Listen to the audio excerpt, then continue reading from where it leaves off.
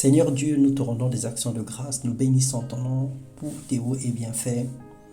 Ce matin, il t'a plu de nous accorder la vie et la grâce et de nous compter parmi les vivants. Et nous voulons t'honorer et t'élever dans le nom puissant du Seigneur Jésus-Christ.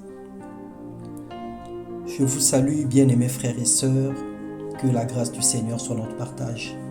Nous continuons toute cette semaine à parler au sujet autour du péché, non pas pour nous culpabiliser, non pas pour nous anéantir, mais pour nous rappeler à l'ordre et aussi pour nous enseigner la vérité de la parole de Dieu, parce que plusieurs mensonges ont bloqué certaines personnes dans des hérésies, plusieurs mensonges ont captivé certains esprits qui, aujourd'hui, les personnes sont restées dans la culpabilité, les personnes sont restées avec un poids énorme sur leur vie, alors que le Seigneur, il est grand, il est merveilleux, il est le Dieu d'amour, il est le Dieu de grâce. Il désire que tout homme soit sauvé et parvienne à la connaissance de la vérité. Le thème de notre exhortation ce matin, c'est le péché impardonnable, le blasphème contre le Saint-Esprit. Éternel notre Seigneur, que ta gloire est admirable sur toute la terre entière. Au-dessus du ciel, on célèbre ta splendeur, tu fais jaillir la louange qui confond tes adversaires, ta puissance. Et au-dessus de toute puissance, reçois une fois de plus encore la gloire.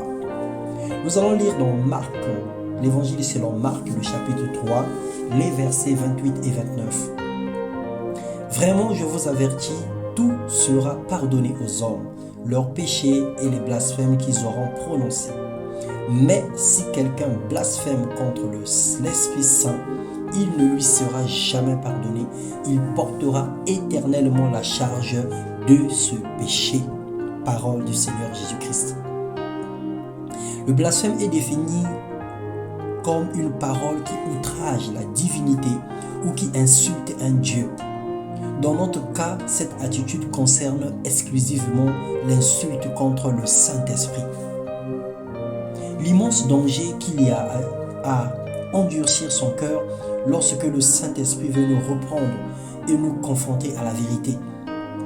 Ça, c'est la première des choses qui peut nous emmener à insulter le Saint-Esprit selon 1 Timothée 1:20. La deuxième des choses, le mépris envers le Saint-Esprit. Critiquer le Saint-Esprit, c'est-à-dire attribuer sa gloire à un démon ou à un esprit satanique.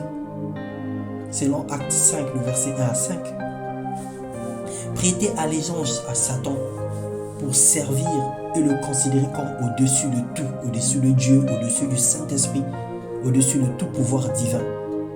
1 Timothée 5, le verset 15. Lorsque cet endurcissement du cœur a atteint un point de non-retour, c'est ce que l'Écriture appelle le blasphème contre le Saint-Esprit ou le péché irrémissible ou impardonnable. Et nous pouvons le lire dans Matthieu 12, le verset 31, et 1 Jean 5, le verset 16 et le verset 17. Ces passages troublants qui semblent contredire l'universalité du pardon de Dieu pour qui se repent. Parce que nous savons toujours que Dieu pardonne les péchés, Dieu il est amour, Dieu ne refuse pas sa grâce. Oui, effectivement, ça ne remet pas en cause. Ça ne remet pas en cause la parole de Dieu, mais ça vient plutôt montrer un contexte où la colère de Dieu peut s'abattre sur un homme ou sur une femme sans pourtant qu'il y ait une quelconque compassion de la part de Dieu. Mais celui dont le cœur a passé le point de non-retour à l'endurcissement a perdu la faculté de se repentir. Ce n'est donc pas Dieu qui refuse d'accorder son pardon, mais c'est le pécheur qui refuse de se repentir. Nous n'irons pas en enfer parce que nous avons péché. Le Seigneur sait que nous sommes faits de chair et nous sommes faibles. Mais nous irons en enfer parce que nous avons refusé de se repentir.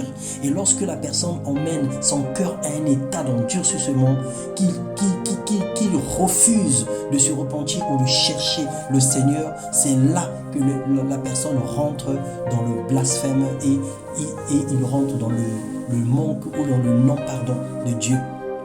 Qui peut donc commettre le péché impardonnable? C'est celui dont la conscience a été rendue insensible. Alors bien-aimé, ne tombe pas dans ce piège et ne demeure pas dans cette circonstance. Nous prions ce matin, Seigneur, accorde-nous la grâce de ne pas attrister le Saint-Esprit. de ne pas faire du mal au seul et l'unique consolateur. Cher Saint-Esprit de Dieu, épargne-nous cette épreuve. Nous voulons être davantage sensibles à ta voix dans le nom puissant du Seigneur Jésus-Christ. Bien-aimé, ce n'est pas pour faire peur ou ce n'est pas pour culpabiliser qui que ce soit, mais nous sommes en train d'être enseignés et nous voulons que le Saint-Esprit davantage soit notre compagnon.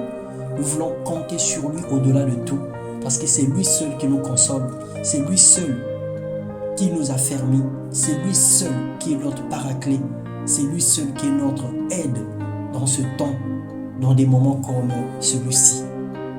Et le Seigneur Jésus-Christ disait qu'il était avantageux que lui s'en aille, parce que le Saint-Esprit qui devrait venir devrait faire un travail plus que ce que Jésus a fait sur la terre.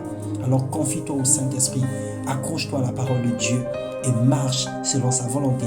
Dans le nom puissant de Jésus, nous avons ainsi prié. Amen.